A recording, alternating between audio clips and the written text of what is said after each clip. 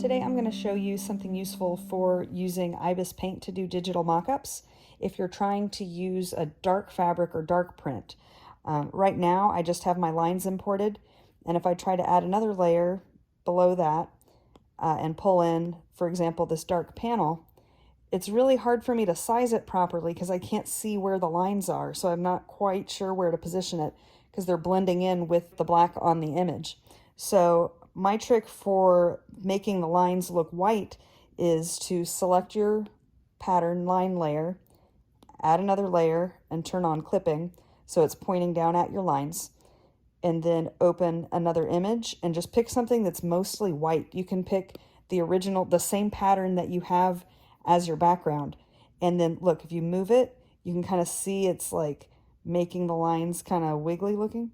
So I'm going to pick it somewhere in the middle here where I can still see that they're dark, still see that they're there, but just kind of like a hint of them.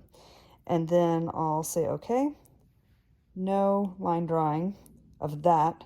But now if I come down here back to my original bottom layer and import my photo, you can actually see the lines kind of show up as half white, half black. So it works whether you're using dark or light fabric, and you can put it exactly where you want it. So I hope this helps. Let me know if you have any questions.